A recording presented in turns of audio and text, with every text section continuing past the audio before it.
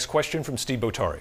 In the past few months, the concern about access to health care has been growing here in New Hampshire. Exeter Hospital has been criticized for announcing the elimination of multiple programs on the heels of the hospital being absorbed by Beth Israel Lahey. Elsewhere in Laconia, residents are worried there after the loss of 3 doctors means that thousands of people no longer have access to primary care. So as governor, what specifically would you do to make sure access to health care remains? Senator Ayotte, to you first. I think it's really important that we have access throughout the state, so we need to protect our critical access hospitals in the more rural parts of our state. We also, I think when we look at these mergers, for example, a for-profit buying a nonprofit, we have to hold them accountable for what they have said. I know the Attorney General is reviewing also another transaction now, but I think it's really important that they're held accountable because mental health, that should continue.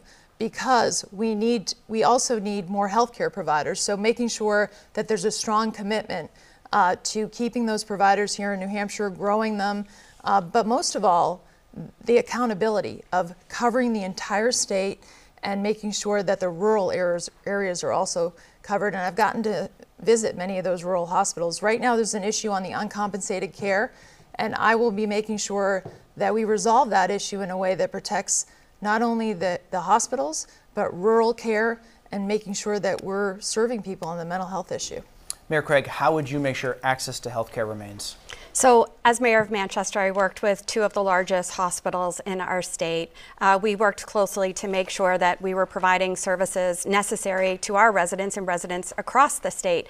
And I would take that learning to the state level. When it comes to these mergers, we have to make sure before the documents are signed that no healthcare services will be eliminated.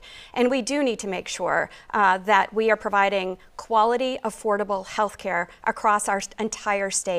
We know that attracting and retaining medical health professionals is a challenge right now, so we should be looking at debt issues with doing away with debt or college reimbursement and so forth. But I will go back to something that I said earlier because it has come up at a roundtable that I had. The fact that the abortion ban in New Hampshire criminally and civilly holds doctors liable is preventing doctors from wanting to be here. That needs to be addressed. And my opponent is not willing to change that. It is having an impact on medical professionals wanting to be in New Hampshire because they can't provide potentially the services that are necessary, and that's wrong. Senator, will you change that part of the law? I've already said clearly before this has come up in other debates, if there is an issue I haven't been made aware of one, I'll address it. This is important, and I want to make sure that people have access, and we need to make sure that the doctors know clearly that they're able to operate in this state, but also that we recruit new doctors and nurses. So there's some great programs that are happening, for example, at Riviera College, other places in the state on nurses and nursing. Those kinds of partnerships are critical as well.